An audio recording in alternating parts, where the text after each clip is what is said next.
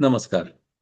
मागच्या भागामध्ये आपण बघितलं, की पुलकेशी आणि त्याचे साथीदार बनवासीला येऊन पोहोचले आणि बनवासीची संपूर्ण माहिती जमा करायला त्यांनी सुरुवात केली. आता बघूया पुढली गोष्ट. यौवनाची चाहूल. बनवासी तसं बघायचं तर बऱ्यापैकी मोठं शहर. शहरात उद्यानं, बागा भरपूर. शहराच्या बाजूनं वाहणाऱ्या वरदा नदीचं पाणी मातीच्या नळांमधून आणि पाटांकरवी सगळीकडे खेळवलेलं. त्या पाण्यावर पोचलेली सर्वदूर पसरलेली हिरवाई, त्यांच्यामधून वसवलेली घरं, वाडे, बाजारपेठा. शहराच्या मध्यभागी राजा कृष्णवर्म्याचा मोठा राजवाडा.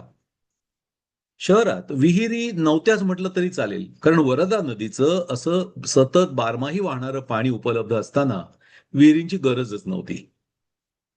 एक दिवस पुलकेशी आणि त्याचे दोन्ही साथीदार एका बागेपाशी गेले. बागेतून एक झुळझुळू वाहणारा छोटासा पाण्याचा पाट होता. बाजूला गच्च हिरवंगार गवत, गवतावर फुललेली कोवळी रंगीबेरंगी फुलं. पुला आणि त्याचे साथीदार काही क्षणांसाठी तिथे विसावले. जवळपास कुठेतरी मुलींच्या हसण्या खेदळण्याचा आवाज येत होता, पण कोणी दिसत नव्हतं. पुलानं गवतावर पडल्या पडल्या इकडे तिकडे बघितलं. एक काडी गवताची तोडली आणि ती चावत चावत पुला काहीतरी विचार करत होता.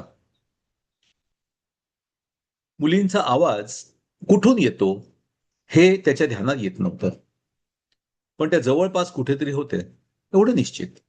खरं तर त्याचं तिकडे लक्षही नव्हतं. तो गवताची काडी चावत चावत इतरांबरोबर बोलण्यात गुंगून गेला होता. अचानक त्याच्या कानावर एक किंकाळी आली आणि पाटाच्या खालच्या बाजूला एक 100 एक पावलांवर थोडी झाडी होती. त्याच्या पलीकडून ती किंकाळी आली असावी असं त्याला वाटलं. विचार न करता पुला तिथे धावला. एक वळण घेऊन पाठ पुढे गेला होता.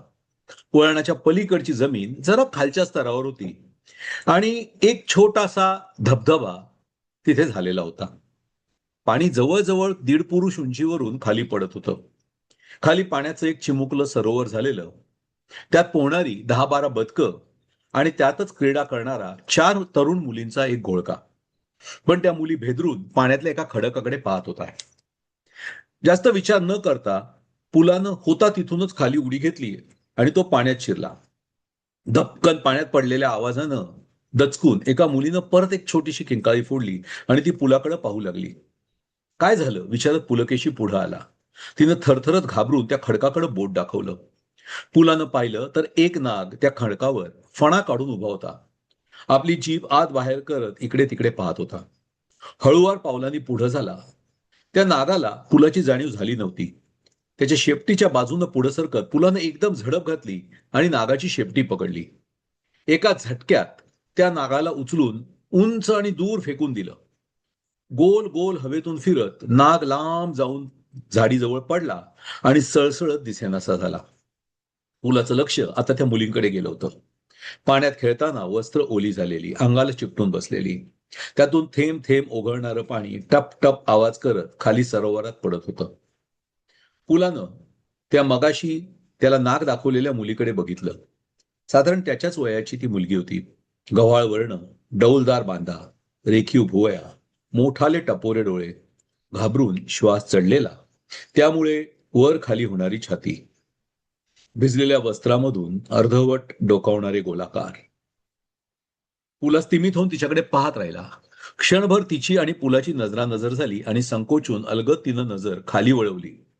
तरीही ती आपल्या कमावलेल्या शरीराकडे चोरून बघते आहे हे पुलाला जाणवत होतं. कोण तू? पुलानं अस्पष्ट स्वरात विचारलं. इतक्यात तिच्या एका मैत्रिणीनं दुर्लभादेवी चल जाऊया अशी साथ घातली. तंद्रीतून खडबडून भानावर येत हो हो आलेच असं म्हणत ती माघारी वळली. ओलं अधैर्य नितंबाना चिकटलं होतं, त्यामुळे तिची चाल अधिकच डौलदार दिसत होती. पुलाची नजर हटत नव्हती. आयुष्यात पहिल्यांदाच आपल्या जागृत होणाऱ्या पुरुषत्वाची त्याला जाणीव झाली. जाता जाता तिनं एकदा मागं वळून पुलाकडे पाहिलं आणि वळणाऱ्या वाटेवरून ती दिसेनाशी झाली. दुर्लभा. पुला स्वतःशीच फुटफुटल्या. हो, आम्ही पण ऐकलं बरं का नाव. अय्यप्पाच्या आवाजानं पुन्हा खडबडून भानावर आला. तो आपल्या साथीदारांना विसरूनच गेला होता. छान आहे हा वहिनी, आवडली आपल्याला. कपरे म्हणत पुला वळला, पण आपला चेहरा अचानक गरम झाला हे त्याला जाणवलं. अरे वा, लाजायला कधीपासून लागलास पुला? लाजून लाल? गप्प बस आता, चल परत, इतकं बोलून पुला पाण्याबाहेर निघाला. परत जाताना सदैव इकडे तिकडे न्याहाळणारी पुलाची नजर आज रस्त्याकडे होती.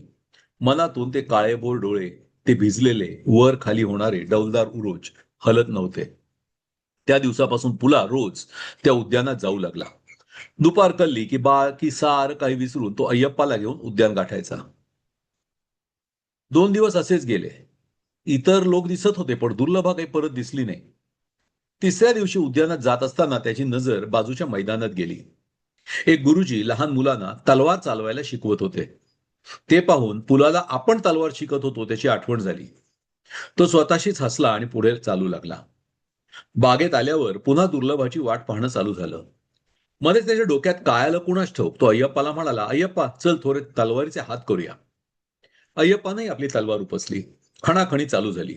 डाव प्रतिडाव होऊ लागले. किती वेळ गेला दोघांनाही कळलं नाही. अचानक पुलाच्या एका घावानिशी अय्यप्पाची तलवार हातातून निसटली.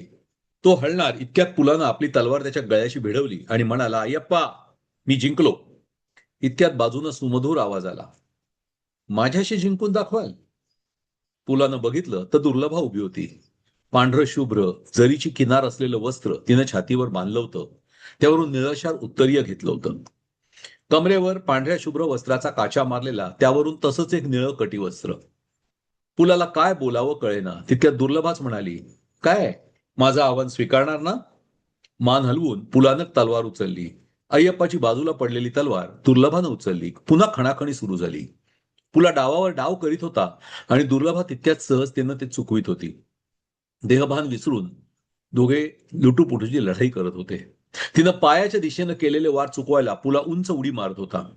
अशीच एकदा पुलानं उंच उडी मारली आणि खाली येता येताच वार केला. माग झुकून दुर्लभानं वार चुकवला खरा, पण पुलाच्या तलवारीचं टोक तिच्या छातीवरच्या वस्त्राला भिडलं. टर्कन आवाज झाला. काही काळाच्या आत ते वस्त्र थोडंसं चिरलं गेलं आणि त्या सुडोल उरोजांमधल्या सौंदर्य घळीचं पुलाला दर्शन झालं. भान विसरून पुला तिकडे पाहत राहिला. इतक्यात दुर्लभानं आपली तलवार पुलाच्या गळ्यापाशी नेली आणि ती म्हणाली, लढाई करताना लक्ष इकडे तिकडे जाऊ द्यायचं नसतं. मी जिंकले. उद्यापासून मी इथे येणार नाहीये. रोज इथे यायची यापुढे गरज नाही. काही काळाच्या आत दुर्लभा वळली आणि उत्तर यानं स्वतःला झाकून घेत निघून गेली. आता तुम्ही म्हणाल, दुर्लभा असं नाव मी का घेतलं? अहो खरंच तिचं नाव दुर्लभा होतं. आपल्याला पुलकेशीच्या काळातील शिलालेखांवरून हे कळतं. असू दे, चल पुढे चालू करूया. तर बनवासीमधले उरलेले दिवस पुला नगर न्याहाळताना एकीकडे बेचैन होता. कुठेही स्त्रिया दिसल्या की त्याची चोरटी नजर त्या दुर्लभा देवी आहे का हे निरखत होती. एका छोट्याशा भेटीतच दुर्लभानं त्याच्या मनात घर केलं होतं, पण ती काही त्याला परत कधी दिसली नाही. राजा परत आल्यावर सुद्धा पहिले 2 दिवस पुलाला भेट मिळाली नाही. इतक्या दिवसांच्या तुंबून पडलेल्या इतर गोष्टींचा फडशा राजाला पाडायचा होता. तिसऱ्या दिवशी पुलाला भेट मिळाली. राजाला प्रणाम करून पुला समोर उभा राहिला. प्रधानानं ओळख करून दिली. रणरागाचा मुलगा स्वतः आलेला पाहून राजाला आश्चर्य वाटलं. राजेसाहेब, आमच्या राज्याची परिस्थिती खरंच फार गंभीर आहे, पुला बोलत होता. आधी दुष्काळामुळे पीक कमी आलेलं, त्यात उरलेल्या पिकाची हत्तींनी फार नासाडी केली. त्यामुळे परिस्थितीचं गांभीर्य आपल्या लक्षात आणून द्यायला अप्पांनी मला स्वतःला जायला सांगितलं. आपण थोर आहात. आपली प्रजा आपल्याला मुलांप्रमाणे वाटते. 50% द्यायची सुद्धा आमची यावर्षी परिस्थिती नाहीये, पण कशी बशी आम्ही तितकी तजवीज करण्याचा प्रयत्न करू. आपली मुलं आहेत असं जाणून आपण तितकी परवानगी आम्हाला द्यावी अशी विनंती करायला अप्पांनी मला पाठवलंय. आपली काही विचारणा असेल तर आमचे सर्व हिशोब घेऊन आमच्या राज्याचा हिशोबनी सुद्धा माझ्या बरोबर आहे. नागाकडे हात करत पुला म्हणाला. राजाला कौतुक वाटलं. त्यानं जास्त खोलात न जाता 50% सारा द्यायची परवानगी दिली. ठीक आहे, यावर्षी वातापीकडून निम्मा सारा आला तरी चालेल, पण हे फक्त या वर्षीसाठीच आहे बरं का. पुढल्या वर्षीपासून पूर्ण सारा वेळेवर आला पाहिजे, राजानं सांगितलं. होय महाराज, म्हणून पुलानं नमस्कार केला. प्रधानाला आवश्यक सूचना देऊन राजानं पुलाला परत जायला परवानगी दिली. खुशी आणि नाखुशी दोन्ही भावना एकाच वेळी मनात घेऊन पुला परत जायला वळला. खुशी, कारण त्याचा बनवासीला यायचा हेतू सफल झाला होता. नाखुशी, कारण एकदा बनवासीतून बाहेर पडलो की परत दुर्लभा देवीची दृष्टभेद होणं सुद्धा अशक्य होतं. दुर्लभा विसरता येत नव्हती. अय्यप्पा मधून मधून पुलकेशीला त्याच्यावरून खिजवत होताच. पुला, मला वाटतं तू आता वातापीला येऊच नकोस. इथंच एखादं घर बघ आणि राहा. वातापीचा कोणीतरी वकील खरं तर इथे हवाच, नाही का? म्हणजे वातापीतल्या अडचणी राजाला सांगायला आणि राजाच्या आज्ञा वातापीला कळवायला कोणीतरी इथे असलेलं बरंच. काय काय वाटतं तुला? अय्यप्पानं विचारलं. तो असं का बोलतोय हे पुलाच्या ध्यानात आलं नाही. अरे वकील हवा आहे खरं अय्यप्पा, पण त्यासाठी मी इथे राहायची काय गरज? दुसऱ्या कोणालाही नेमता येईल. ते ठीक आहे रे, पण दुसऱ्या कोणाला इथे नेमल्यावर देवी दर्शनाचा योग त्याला येईल. तुझं काय? लाजून लाल होणाऱ्या पुलाला आता कुठे अय्यप्पाची कोपरखळी समजली. परत जाताना पुलानं शहराच्या बाहेर राहिलेल्या साथीदारांकडून माहिती घेतली. बनवासीला येणारे 4 दिशांनी 4 मार्ग. उत्तरेकडून बदामी हुबळीचा मार्ग तो पुलाला माहित होता. पश्चिमेकडून शिर्षीहून येणारा एक रस्ता होता. कृष्णराजाचं सैन्य शिर्षीला होतं. जरी हा मार्ग घाटाचा आणि जंगलातून जाणारा असला तरी एका प्रहरात सैन्य मदतीला येऊ शकणार होतं. तिसरा मार्ग पूर्वेकडे शिवमोग्याला जाणारा आणि दक्षिणेकडे भटकळ होनावरच्या दिशेने जाणारा चौथा. हे व्यापारी मार्ग होते. भटकळ आणि होनावर मधून येणारा माल या रस्त्यानं बनवासीला यायचा आणि इथून तो इतरत्र नेला जायचा. अरब देशातून येणारे सौदागर भटकळहून इथं येणं पसंत करायचे. त्यांची जहाजं अरब देशातलं सामान, घोडे, खजूर घेऊन यायचे आणि इथले सामान, मसाले, नीळ, इतर वस्तू घेऊन परत जायचे. ही माहिती मिळाल्यावर पुलानं त्या दिशेला जाऊन पाहण्याचा निर्णय घेतला. पण सर्व फौज घेऊन जायची गरज नव्हती. नागाचं काम सुद्धा संपलेलं होतं. त्यामुळे निम्मी फौज घेऊन नागा वातापीला परत गेला. 50 स्वारांची तुकडी पुलाबरोबर भटकळच्या मार्गाला लागली. भटकळ म्हणजे वातापीच्या अगदी विरुद्ध बाजूला. सिद्धापूरहून होनावरला जायचं आणि तिथून समुद्र किनाऱ्याच्या बाजूबाजूनं दक्षिणेकडे भटकळपर्यंत पोहोचायचं असा मार्ग पुलाला समजला. पुला आणि त्याचे साथीदार निघाले. व्यापारी मार्ग असल्यानं या रस्त्यावर नेहमीच लूटमारीची भीती असायची. त्यामुळे दर 5 कोसांवर एक सैन्याची चौकी होती. सिद्धापूरला एक सैन्याचा तळ होता. तिथे कृष्णराजाचे 500 ते 700 सैन्य ठेवलेलं असायचं. सिद्धापूर सुद्धा बनवासीपासून फार लांब नव्हतं. अर्ध्या दिवसात इथलं सैन्य बनवासीला बोलावून घेणं शक्य होतं. सिद्धापूर ते होन्नावर हा मार्ग मात्र जास्त बिकट होता. वळणावळणाचे अनेक घाट आणि दिवसा सुद्धा खाली ऊन पोहोचणार नाही असं घनदाट जंगल. पुलाला उलट दिशेनं घाट चढत येणारा एक बैलगाड्यांचा तांडा दिसला. बैलांना गाडी ओढत चढण चढणं कठीण होत होतं. गाडीवान खाली उतरून गाडीला हात लावत होते. बैलांना हाकलत होते. गाडी घसरू नये म्हणून चाकाला दगड लावत होते. आपल्या घोड्यांचे पाय सुद्धा थोडे घसरत आहेत हे पुलाच्या लक्षात आलं. तो खाली उतरला. इतरांनी त्याचं अनुकरण केलं. घाट उतरून खाली आल्यावर सर्वांच्या जीवात जीव आला. लवकरच अंकोला जवळ आलं. अंकोल्याच्या बाहेर जंगलात रात्रीचा मुक्काम केला गेला. बऱ्याच दिवसात काही शिकार झाली नव्हती. जिभेला कंटाळा आला होता. दुसऱ्या दिवशी जंगलात शिकार करायचा बेत झाला. भल्या पहाटे सगळे उठले. केसरी, मेघमेरू आणि पुला आणखी 7-8 जणांना घेऊन जंगलात शिरले. बराच वेळ गेला पण काहीही दिसेना. एकही शिकार, एकही सावज तावडीत येईना. एका झऱ्याच्या जवळ येऊन सगळे जरा बसले. लांब अंतरावर एक डुकरीण आपल्या पिलांना घेऊन जाताना दिसली. मोठा एकुल असता तर चांगली शिकार झाली असती. पुलाच्या डोक्यात विचार आला. इतक्यात बाजूच्या जंगलातून काहीतरी काटकी मोडल्याचा आवाज झाला. पाहता पाहता एका पट्टेदार वाघानं झेप घेतली आणि काय होतंय कळायच्या आत एक डुकराचं पिलू त्याच्या तडाख्यात सापडलं. पिलाचं नरड तीक्ष्ण दातात आवळलं गेलं आणि पुढच्याच क्षणाला झाडीतून अचानक आलेल्या एका प्रचंड रानडुकरानं वाघाच्या कुशीत एक जबरदस्त धडक दिली. वाघ बाजूला फेकला गेला. पिलाला सोडून तो वराहावर धावला. पण वराह तयारीत होता. वीत वीत लांबीचे सुळे परजलेले होते.